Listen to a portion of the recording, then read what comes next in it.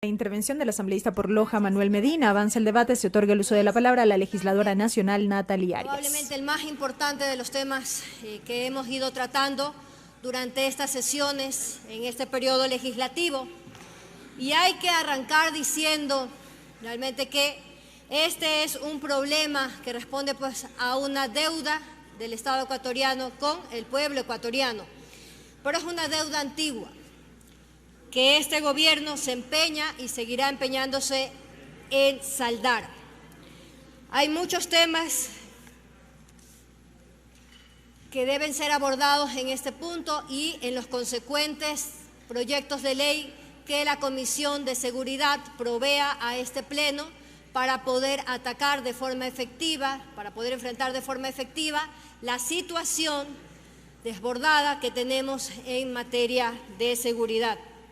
Quisiera hacer un brevísimo recuento de algunos hechos históricos que deben llamar la atención de todos los que compartimos esta preocupación, y arrancan con el decreto 632 como consecuencia directa de los hechos suscitados el 30 de septiembre del año 2010 y un intento deliberado, sistemático de restar institucionalidad a la Policía Nacional, quitándoles su personería jurídica y también la administrativa.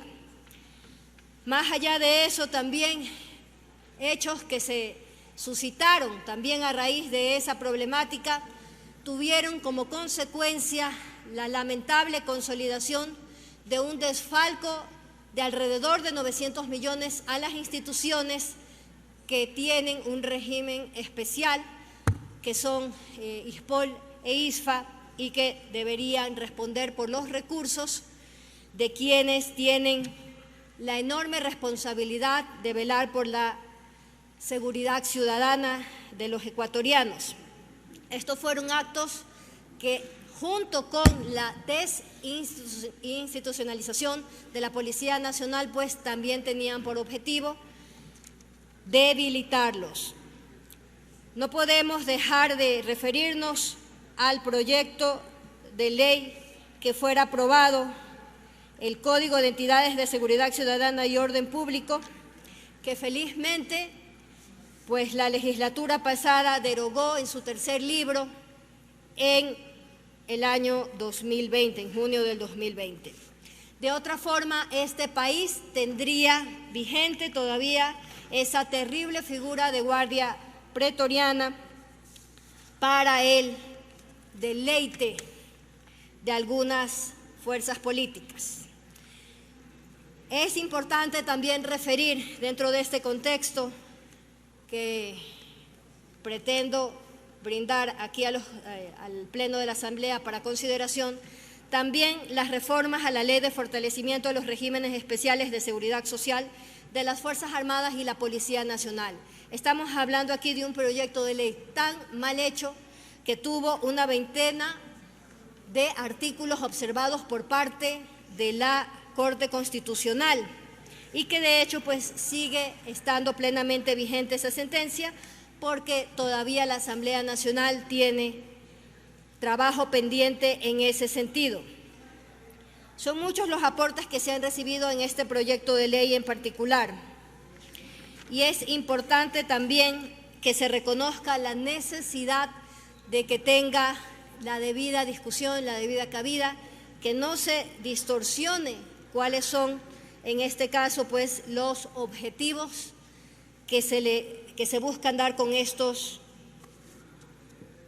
articulado en particular. El trabajo de la Comisión de Seguridad con nuestro representante, el asambleísta Jorge Pinto, tiene, de hecho, un trabajo que demostrar y ha sido expuesto ampliamente por el asambleísta Narváez. Yo felicito el trabajo de la comisión y quisiera referirme con el mayor respeto a tres artículos en particular que han sido observados en este pleno por la colega asambleísta Dina Farinango. La colega sostiene que en este sentido se tiene preocupación con respecto al uso de las Fuerzas Armadas solo por disposición de la Presidencia, se refiere al artículo 22. Me voy a permitir leer lo que estrictamente dice este artículo para la tranquilidad de los colegas y sobre todo la tranquilidad de la ciudadanía que podría en este sentido pues manifestar algún tipo de observación. En ningún caso se emplearán las armas de fuego con munición letal o de impacto cinético para dispersar reuniones violentas. Todo uso de armas de fuego debe limitarse a personas concretas en circunstancias en las que sea estrictamente necesario. Este es el texto que consta en este momento en el articulado que tenemos a disposición para poder debatirlo. Por lo tanto, yo hago un llamado para que lo discutamos y encontremos una fórmula que realmente dé la tranquilidad a quienes en su derecho defienden la protesta social y todos, como Asamblea Nacional, podamos responder a la ciudadanía por un proyecto de uso legítimo de la fuerza bien cimentado. De la misma forma, también la colega Dina Farinango se ha referido al artículo 25, preocupada porque en este caso se puede usar como antecedente el precedente del dictamen Montero-Araguren que emitió la Corte Interamericana, ¿no? Entonces, específicamente por el involucramiento de las Fuerzas Armadas dentro nuevamente del contexto de la protesta social. Y aquí quisiera referirme a la última parte del primer numeral de este mismo artículo, el artículo 25. Nuevamente me permito leer: en ningún caso el uso de la fuerza tendrá por finalidad impedir el ejercicio de los derechos de reunión, manifestación, protesta o resistencia. Y de la misma forma reitera dentro del numeral 3 que por regla general se prohíbe el uso de la fuerza potencial o intencionalmente letal en contextos de reuniones, manifestaciones o protestas sociales pacíficas. Esto es lo que dice el articulado en este momento, por lo tanto, cabe realmente pues mantener este nivel de debate. Y el último punto al que quisiera referirme es el artículo 21, donde nuevamente existe una preocupación con respecto a la intervención de las Fuerzas Armadas durante las protestas. Y aquí nuevamente el artículo 21 reitera: de manera excepcional y complementaria. Ese es el contexto en el que pueden participar las Fuerzas Armadas, ningún otro.